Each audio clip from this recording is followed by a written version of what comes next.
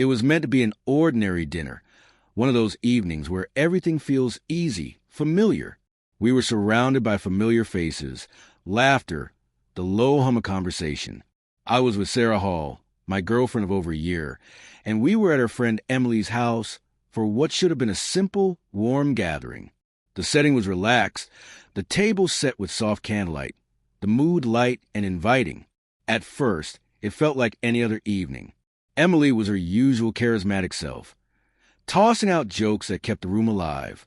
Sarah sat close beside me, her hand occasionally brushing mine. Nothing seemed amiss.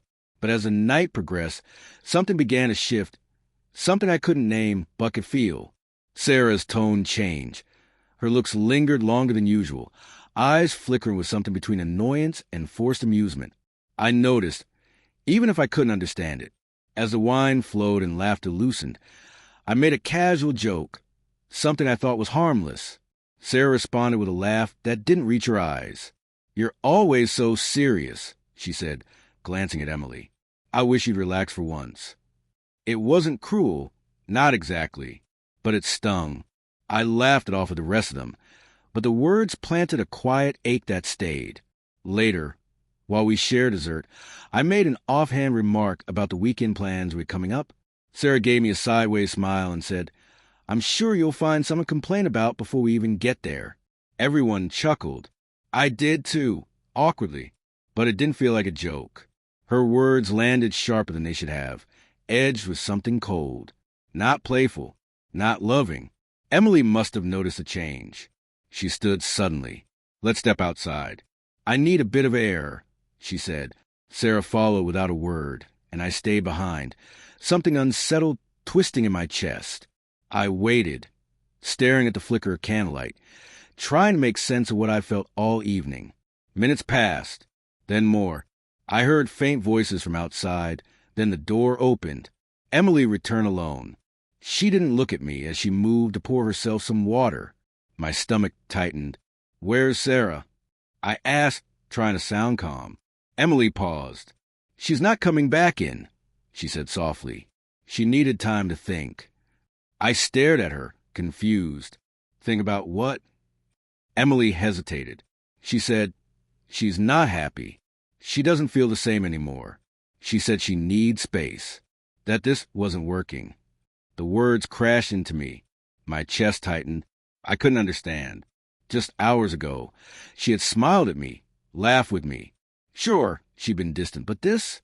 I stood, dizzy with disbelief. "But we were fine," I said, more to myself than her. Emily looked genuinely sorry. She seemed certain. She just wanted to leave. I walked outside, hoping to catch her before she disappeared, hoping to talk, to fix, to understand. But the driveway was empty. Her car was gone. She was gone. The air was still. I stood alone under the dark sky, feeling like I'd been gutted. Over the next few days, I called, I texted, I waited. Nothing. It was like she had vanished. Taking her silence with her like a lock I didn't have the key to. Emily reached out a few times, gently, but I couldn't talk. I wasn't angry. I was just lost. The only person who could answer anything had already walked away. Weeks passed. The pain dulled, but the questions remained sharp. I replayed the evening over and over in my mind. Each look, each comment, each quiet shift. Why had she chosen that night? That place? Why had Emily stood by so quietly? Then, one afternoon, Sarah finally texted. Simple, almost clinical. Asterisk, "I'm sorry for how I ended things. I didn't mean to hurt you. I just don't know what I want." Asterisk, I stared at the message for a long time. The words were clear, but empty. That was when it hit me. What had hurt the most wasn't that she left. It was how she left. She let me become the punchline in front of others. She dismissed me with smiles that weren't real. She didn't offer an explanation, just silence and a closed door. After that, she never reached out again. My calls were never returned. Emily moved to another city. The house where it happened became just another address in my memory. Time moved forward, and I tried to follow. But a part of me never stopped wondering what had truly happened that night, what Sarah had been thinking when she walked away for the last time. And though I'll probably never get the answer, I know this. She never really came back inside. Only one of us did. And it wasn't her.